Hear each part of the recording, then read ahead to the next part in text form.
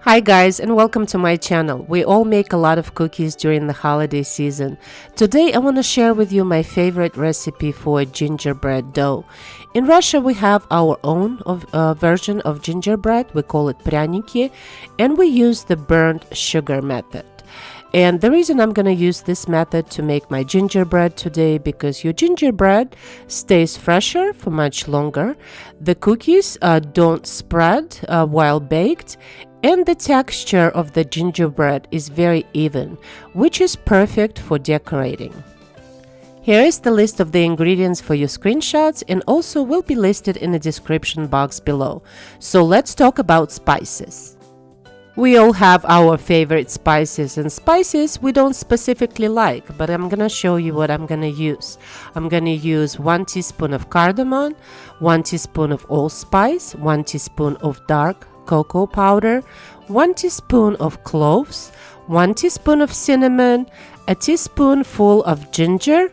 I'm gonna also use a teaspoon of baking soda and a teaspoon of salt. Then we're gonna start burning our sugar in a deep frying pan or a pot. We're gonna put our sugar and we're gonna leave it on the medium to high heat until it starts liquefying. But look guys, I tried to use organic raw sugar and I kind of separated weird into crystals and water, so don't use that. So just use plain white granulated sugar. And I'm actually using the baker's sugar, which is milled a little bit much finer than your regular granulated sugar, but I don't think it makes a big difference. So this process could take up to 30 minutes, so guys, be patient with it. Don't raise up the heat because you're gonna burn your sugar and your sugar is gonna crystallize. So as soon as your sugar is gonna show the signs of liquefying, we're gonna start moving it around, and now it looks like a paste. So just leave it on the heat until your sugar becomes more liquidy. And as you can see, the crystals are pretty much all dissolved. And now we can introduce the boiling water to that sugar, which is going to dilute our caramel. But guys, be careful, wear a glove, and add your boiling water just spoon by spoon, because if you're just going to dump this whole water into this caramel, your caramel is going to set. So all we need to do, we need to dilute this caramel, and that's what we're doing. So just mix it around until it's all diluted.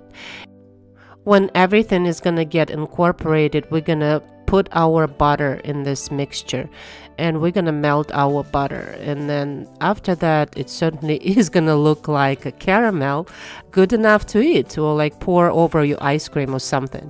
So after that we're gonna put all our spices, and remember guys, our spice mix had also baking soda in it, so you will see your mixture is gonna get kind of bubbly and it's gonna double in size.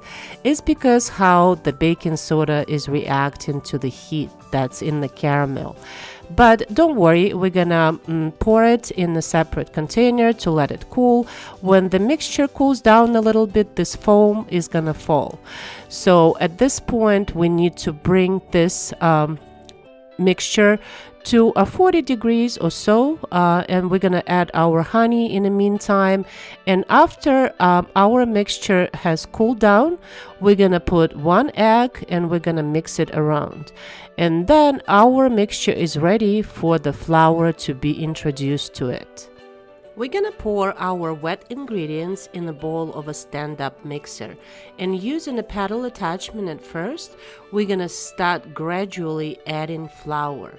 And in the recipe it says about 800 to 900 grams of flour, and we won't know until we actually start mixing it how much flour we're gonna need. Sometimes you guys gonna need more flour, sometimes less. We're looking for a very right consistency of this dough. I already added about 3/4 of a total amount of flour. I'm just gonna switch attachments quickly. I'm gonna use the dough hook attachment, and I'm gonna add maybe 2-3 tablespoons of flour, and then we're gonna stop the mixer. We're gonna scrape down the bowl. We're gonna transfer our dough into the working surface, and then we're gonna start kneading it by hand.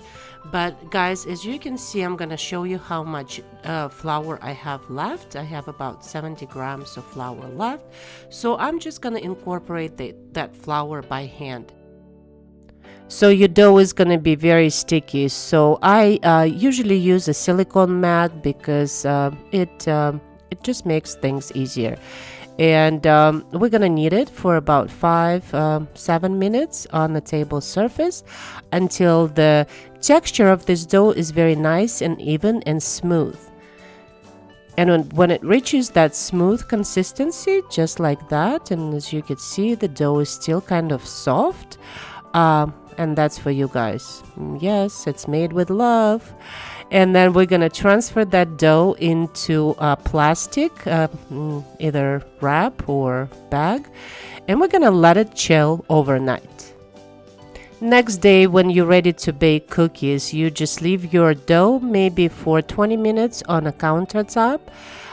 So it softens up a little bit, and I'm gonna roll it out directly on the parchment paper because it would be just easier to transfer the shapes onto the baking sheet if you already have them on the parchment paper.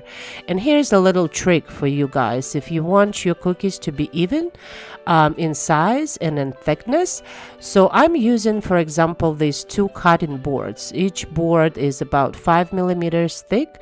So I am making the cookies that are going to be 5 millimeters thick, and that allows you to make your cookies very even. And then you can use any shapes you want, whatever you guys desire. I'm gonna make some hearts, I'm gonna make some Christmas trees, I'm gonna make some crosses, whatever cookie cutters I found in my pantry, I'm gonna use. And look how easy it is. You just put that parchment paper directly onto the baking sheet, and we're gonna bake our cookies at 375 degrees for about 6 minutes. Then we're gonna let them cool, and voila, look how beautiful these guys are. And of course, you can use some royal icing. You can use sprinkles, however you like to decorate your cookies. Bring your kids, have them decorate the cookies. You can buy the icing in a store. You don't have to make your own one. This little gingerbread's arm is kind of busted, so he's kind of like a reject.